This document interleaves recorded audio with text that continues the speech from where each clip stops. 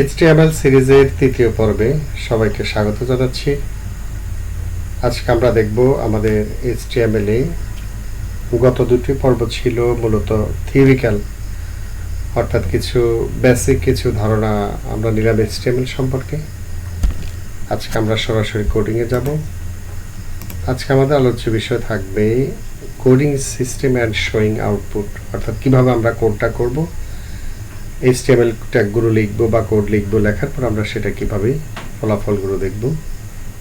তো কথা না বাড়িয়ে সরাসরি আমি নিয়ে যাচ্ছি আমাদের HTML এর মূল কোডিং সিস্টেমে। আমরা অনেকগুলো ভাবে কোড করতে পারি। প্রথমত হচ্ছে আমরা চাইলে নোটপ্যাডেও আমাদের কোডগুলো করে নিতে পারি, অর্থাৎ এই যে নোটপ্যাড আছে আমরা সার্চ বারে লিখব নোটপ্যাড, লিখে আমরা সেখান থেকে যাব। আমরা এখানে এসে আমাদের কোডগুলো করে দিতে পারবো। HTML শুরু এবং শেষ, অর্থাৎ এইভাবে আমরা আমাদের কোডগুলো করব। করার পর আমাদের কাজটা হবে আমরা সেভ করব। যখন সেভ করতে যাব তখন আমাদের এখানে একটা ডাইরেক্টরি চাইবে যে আমি এটা কোথায় সেভ করতে যাচ্ছি। তো আমি আমাদের ডেস্কটপে সেভ করব। আমি নাম দিলাম index.html, অর্থাৎ আমাদেরকে এক্সটেনশন হিসেবে HTML-টা ব্যবহার করতে হবে। ঠিক আছে, তো আমি সেখান থেকে আমাদের বিভিন্ন কোডগুলো করার পরেই আমি দেখব যে আমার ফাইলটা তৈরি হয়ে গেছে। এই হলো আমাদের HTML নোটপ্যাড থেকে তৈরি করা ফাইলটি। আমি অন করলে আমার যা কিছু লিখবে এটা এখানে দেখতে পারবো।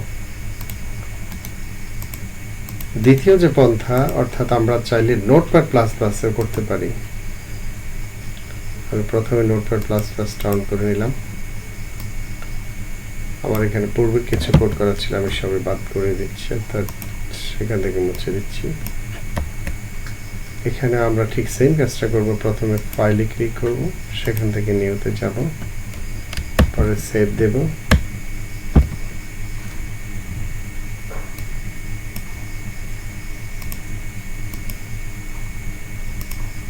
আমরা সেভ অপশনে সেভ দেওয়ার সাথে সাথে আমাদের এটা কিন্তু সেভ হয়ে গেছে, কারণ আমার এখানে আগেরই HTML এ কোড করা ছিল। আমরা পুরোটা একটা নতুন নিয়ে দেখাচ্ছি। ফাইল, সেখান থেকে সেভ এস, আমরা সেভ এজে ক্লিক করে চলে যাব ডেস্কটপে। সেখান থেকে আমরা index1 নাম দিয়ে সেভ করব। ফাইলটা আমাদের তৈরি হয়ে গেল।